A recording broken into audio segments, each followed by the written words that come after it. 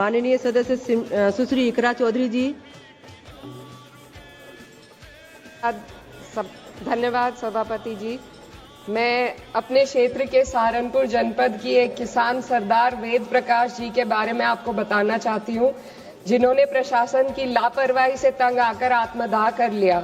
उनकी जमीन का विवाद 1 दशक से लटका था। जब उस किसान की कहीं सुनवाई नहीं हुई और प्रशासन उनकी जमीन कुर्क करने पहुंचा तो उन्होंने अपना जीवन ही समाप्त कर लिया। इसी तरीके से कई जगह पर ग्राम कलसी में किसान धरने पर हैं। वहां सरकार ने उनकी जमीन तो हाईवे के निर्माण के लिए ले ली, लेकिन उन्हें श्रेणी के जाल में उलझाकर मुआवजे से वंचित कर दिया। शामली में NHI ने किसानों की जमीन ले ली, मगर मुआवजा देने में सरकार ने इतने पेच लगा दिए कि आज उन्हें बाजार की दर से भी कम मुआवजा मिल रहा है। ग्राम भाजू के करीब कट का वादा सरकार ने किया और सरकार के अधिकारियों ने किया, लेकिन उसे भी सरकार पूरा नहीं कर रही है।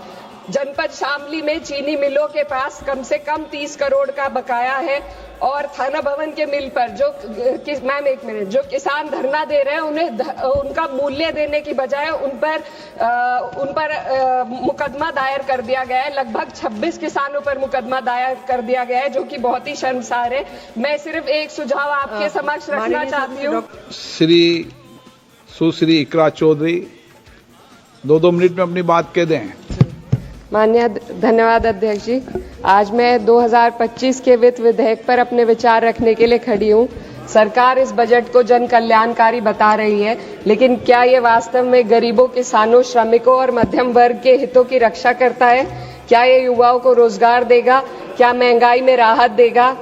लगातार हम पढ़ते आ रहे हैं कि भारत की GDP पिछले 10 वर्षों में दोगुनी हो गई है और हम जापान और जर्मनी को पीछे छोड़ते हुए 27 तक दुनिया की तीसरी सबसे बड़ी अर्थव्यवस्था बनने के ओर अग्रसर है।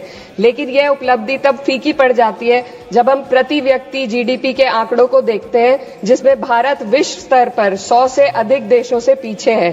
23-24 के लिए स्थिर कीमतों पर प्रति व्यक्ति GDP केवल 1,24,600 रुपए है। ये कोई आश्चर्य की बात नहीं कि सरकार इस डेटा पर बात करने से बचती है, क्योंकि वे ये नहीं समझा सकते कि पूरे देश की जीवन स्तर में वृद्धि क्यों नहीं हो रही। वे ये नहीं बता सकते कि देश में इतनी गहरी आय असमानता क्यों बनी हुई है और आम नागरिकों को आवश्यक सेवाओं तक पहुंचने में इतनी कठिनाइयां क्यों होती हैं।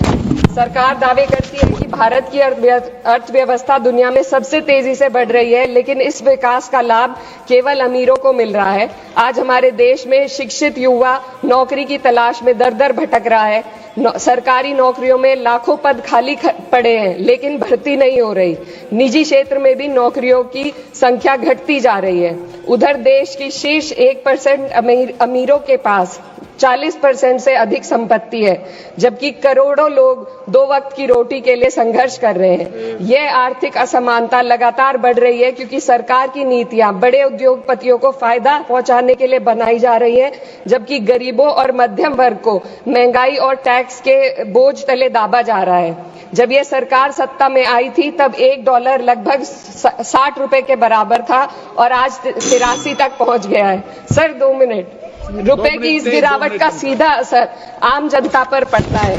इस सरकार की मौजूदा वित्तीय नीतियां पूरी तरीके से अमीरों के पक्ष में झुकी हुई है। भारत एक समाजवादी देश है जहां सरकार का कर्तव्य है कि शिक्षा, स्वास्थ्य, यातायात जैसी बुनियादी सुविधाओं का लाभ अपने नागरिकों को पहुंचाए और उन्हें समान अवसर और सुरक्षा दे। भारत के सरकारी स्कूलों और अस्पताल की हालात लगातार बद से बदतर होते जा रहे हैं। सर बस किसानों पर अपनी बात रखना चाहती हूँ। हमारा देश तब तक सशक्त नहीं हो सकता जब तक हमारे किसानों को उनका हक नहीं मिलता।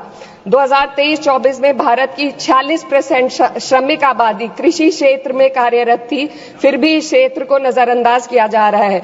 सरकार किसानों की आय दुगनी करने का वादा करती है, लेकिन असलियत यह है कि खेती की लागत बढ़ रही है, जबकि किसानों की आमदनी स्थिर बनी हुई है। ट्रैक्टर और हार्वेस्टिंग मशीनों पर 12% GST में सर 1 मिनट सर, किसानों का मुद्दा है, बस 1 मिनट सर, खत्म कर लें।